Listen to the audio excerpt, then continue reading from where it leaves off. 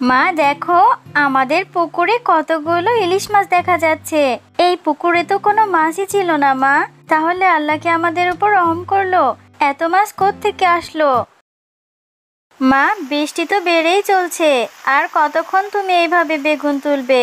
চলো না মা, এখন বাড়ি চলে যাই, আর বেগুন তুলতে হবে না। হয়েছে হয়েছে, আসো। এভাবে যদি তুমি ভিজতে থাকো তাহলে তো সমস্যা হয়ে যাবে। হ্যাঁ রে মা, যাব। তুই ভিজছিস কেন? তুই বাড়িতে চলে যা, আমি একটু পরে আসব। তুই ভিজলে তোর জ্বর চলে আসবে, আর বেগুনগুলো তো আমাকে নিতেই হবে রে মা।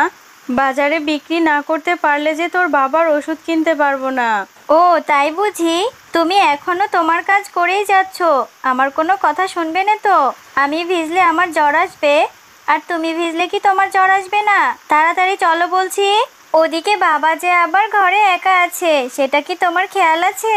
এরপর শেফালি শিয়ালিনী ও তার মেয়ে টিনা বেগুন ও টমেটো নিয়ে তারা বাড়িতে চলে যায়।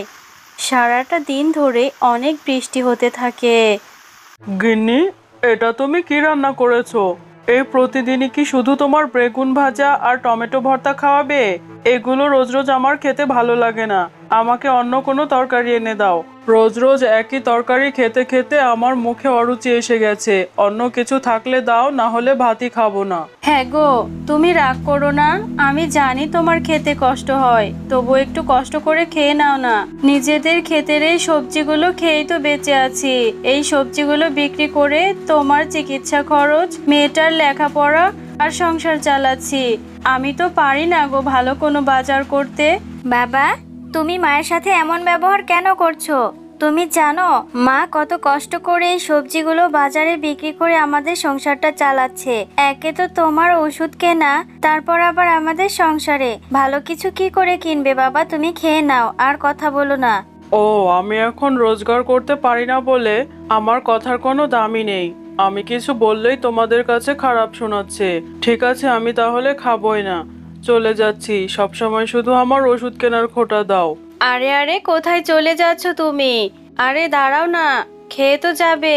আরে মেয়েটাও আছে, কেন তোর বাবাকে এভাবে বলতে হবে?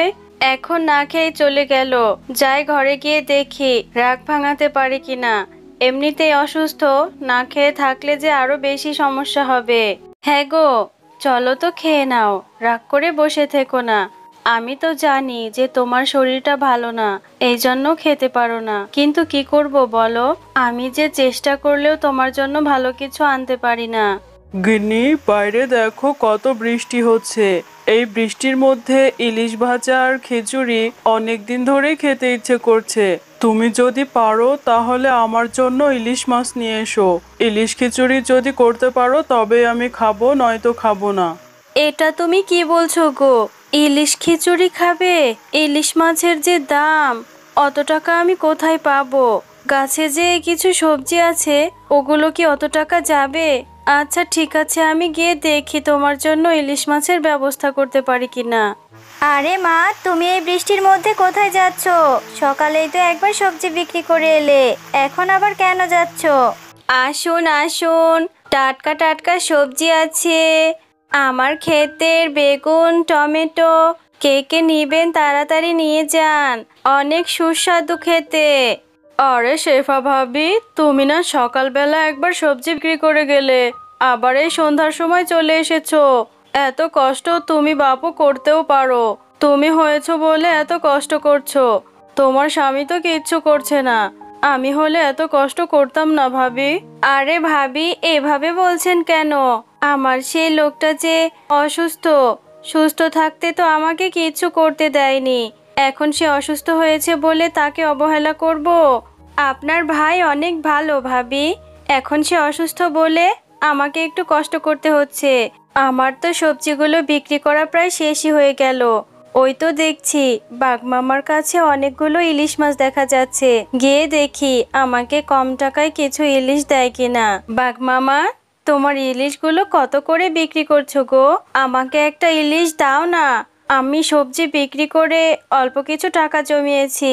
আমাকে সেই টাকা দিয়ে কি একটা ইলিশ দিতে পারবে? হাসালি শেফা, হাসালি। ওই 2 টাকার সবজি বিক্রি করে ইলিশ খাবি? একটা ইলিশের দাম জানিস? অযথা বিরক্ত করিস না তো, এখান থেকে দূর হ। ইলিশ খেতে হবে না। এমন করে বলছো কেন? আমরা গরিব বলে কি ইলিশ খেতে পারবো না? আচ্ছা বাঘ মামা, তোমার দোকানের ওই কোনায় যে ইলিশটা রেখেছো, ওটা ওখানে কেন রেখেছো গো?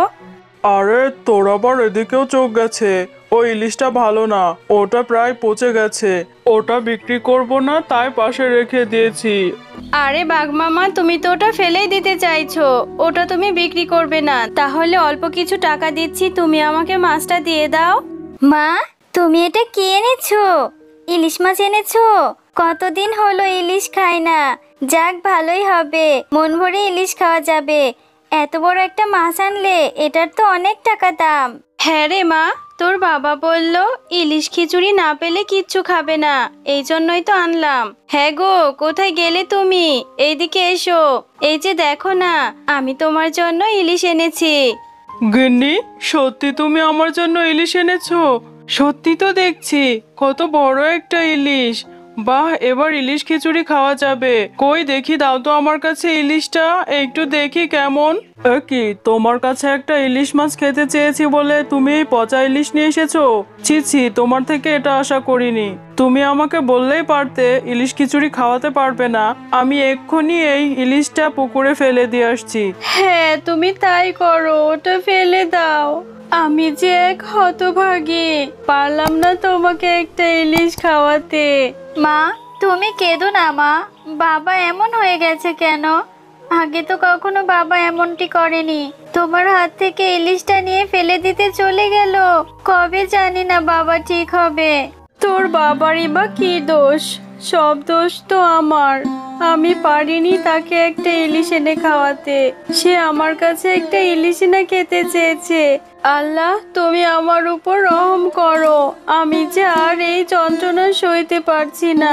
আমি কি করব বুঝতে পারছি না।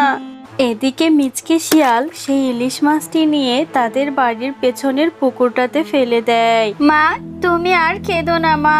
দেখো, আল্লাহ নিশ্চয়ই একটা ব্যবস্থা করবে। আল্লাহ, বাবাকে তুমি সুস্থ করে দাও। আমার মায়ের এত কষ্ট তুমি দূর করে দাও।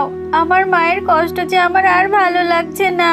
বাবা, তোমার শরীরটা এখন কেমন লাগছে? তুমি কি ঘুমিয়েছো নাকি জেগে আছো? তুমি মায়ের সাথে এমন কেন করো বাবা? তুমি কি জানো না মা আমাদের জন্য কতটা কষ্ট করে? আজকে তোমার ব্যবহারে মা অনেক কষ্ট পেয়েছে বাবা। তুমি মায়ের সাথে আর এরকম করো না। হ্যাঁ রে মা, আমি জানি আমি ভুল করেছি। আমার সারা শরীরটা ব্যথায় অবশ হয়ে থাকে, এই জন্য আমার মেজাজটা সবসময় খিটখিটে হয়ে থাকে, কিচ্ছু ভালো লাগে না। আমি তোকে কথা দিচ্ছি মা, আমি আর কোনোদিন এরকম করব না। কি করব বল? এমনিতেই তোর মায়ের ঘাড়ের উপর বসে বসে খাচ্ছি। আমার চিকিৎসা খরচ, সংসার খরচ নিয়ে তোর মা অনেক কষ্ট করে, আমিও জানি। আমি আর কখনো এরকম করব না মা। মা, আমি পুকুর থেকে জল নিয়ে আসছি। তুমি তাড়াতাড়ি রান্নাটা সেরে ফেলো। বাবার কিন্তু ওষুধ খাওয়ার সময় হয়ে গেছে। একথা বলে টিনা তাদের বাড়ির পেছনের পুকুরটাতে জল আনতে চলে যায়। এ কি, এখানে তো দেখছি অনেকগুলো মাছ লাফাচ্ছে। মা, ও মা, তাড়াতাড়ি আমাদের পুকুর ঘাটে এসো না। তাড়াতাড়ি এসো, দেখে যাও কি হয়েছে। কি হয়েছে রে টিনা?